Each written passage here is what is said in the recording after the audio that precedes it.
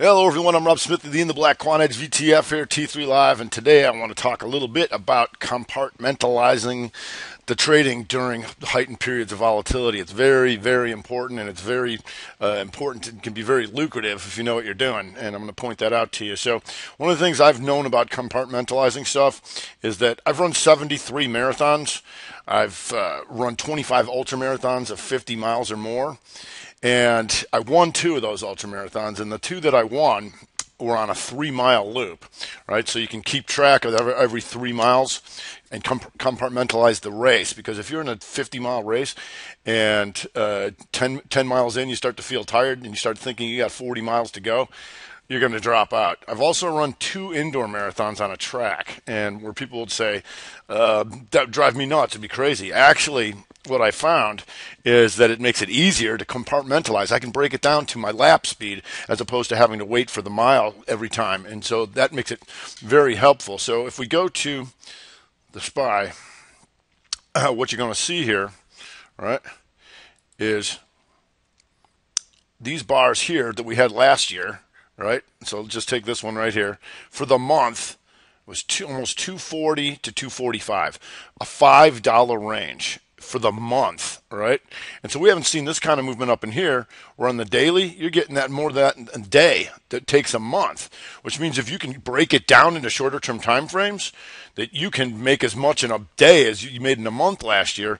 And that's why you're seeing a lot of people who know what they're doing that, right? They're making 4, 5, 10 times or more than they used to make by knowing what to do here.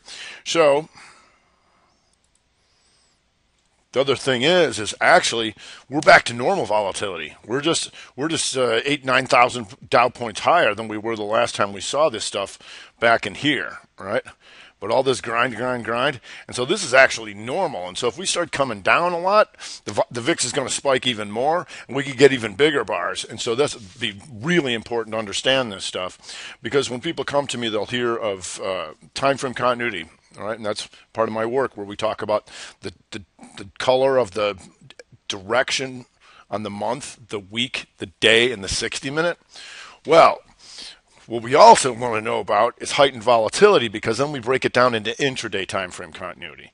The 60, the 30, the 15, the 5, and when you're good, the 5, 3, 1, right? And when there's really big volatility, because you're seeing as much movement in an hour that last year you could see in a month, right? All this kind of stuff. And so that's why you need to break that down even shorter.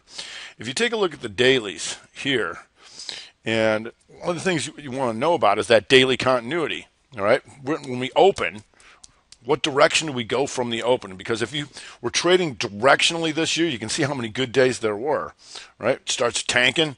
You're looking short all day, unless that takes out that daily opening, pops back up, right? Might have been, it was green at that time.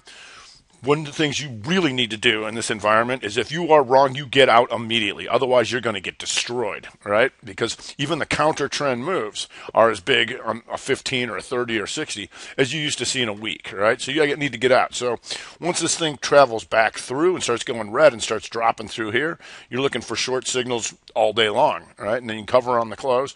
Next day, once it takes that opening and starts driving higher, you're just looking at this. Look at all these bars that had you done this any one of these days, and especially in here, right? Last week, right? Down, up, down, right? And so you can reconfirm that stuff by going down to the 60-minute. And so what's important to understand now is that when you have people saying, I think the daily looks like this or whatever like that, don't care. You need to treat every hour and every 30-minute as a new day, because you're having that much volatility, right? And so if you look at here, this was the big down day, right? Here, hit them here. And if we go to the 60-minute,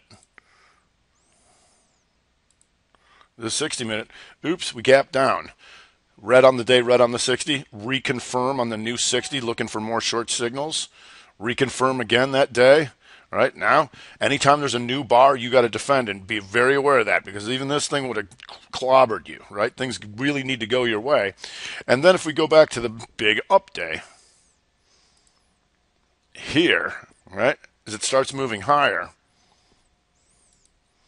you can see here, gap down, green on the day, reconfirms green on the day with the 60, reconfirms green on the day. Now you get the counter trender, the counter red 60.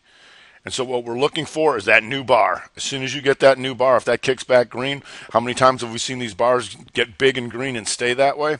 And I pointed this out on the Facebook and in T3. This is also a simultaneous break. So we have our inside 30 that kicks it back into green on the 60 and green on the day. And that happened in everything. That's what we call a simultaneous break. The Qs, the diamonds, all kicked back at the same time. So the good thing about that is you don't have to grab the first one. You can watch the broader averages. You can watch all the stocks that are doing that. And once they start to go, it's like waterfall. Here they all go, right? So you want to be able to watch that. So then as we come back in to Friday, gap down. They tried to fight back on the opening, right? Gap down, goes back up, then goes inside on the 30.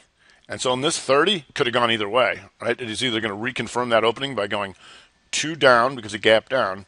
Inside is a 1 scenario and go for the measured move. We could have taken that too. But what happened here is it took the 30 back down. And if that works and changes that back red, we're good to go, right? So you took this, and if you look once again, QQQ, everybody did it, right? Simultaneous break on the 30. And so what you can choose to do at that point, once again, once that 30 closes out here and you got a new bar, you're going to defend that thing like hell. You're not going to let that thing come up at all, because this is like the move of a previous day last year, or I mean previous week or month. This is definitely week 264.08 and closed out at 262.89. That's a half an hour, right? So as the day goes on, all right, you can see how then we have our outside 30 counter, right, which is also an outside 60 here. Tried to counter it, right? That's an outside bar, which is scenario 3. That means they're willing to hit them down and try and bring them up. But then we got the 30 simultaneous break again, inside 30. So you didn't have to wait for that 60 to break, because when it took this out here, 262.02, you're already in, and it happened on everything.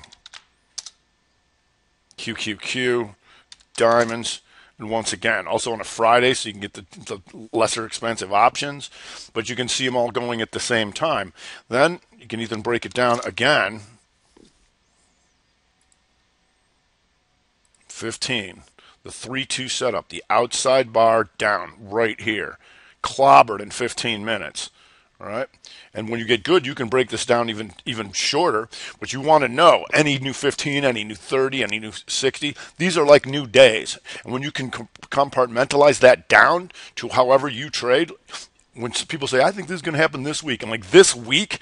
You're out of your mind, right? It's like we're trading this hour by hour, minute by minute, because there's so much action, right? And so this 3-2 setup, one of the things you can do is you go back and you slow it down, and you're going to see all this stuff on the daily. There was the 3-2 here. Bam. Here's the 3-2 there. That was the other triangle high. So in heightened volatility, right, intraday time frame continuity. It doesn't mean we're going to ignore the longer term stuff, because when everything fully kicks in, that's something we're going to want to know about as well. But what I'm saying is that because of these moves are so exaggerated on a short-term basis, you want to look for the setups that you normally would look for on a weekly and the daily all day on the shorter-term time frames. Because when you do that during this kind of movement, you're going to make a heck of a lot more than you ever did since 2016. All right, that's going to do it for today. I'm Rob Smith, the Black Quant VTF here at T3 Live.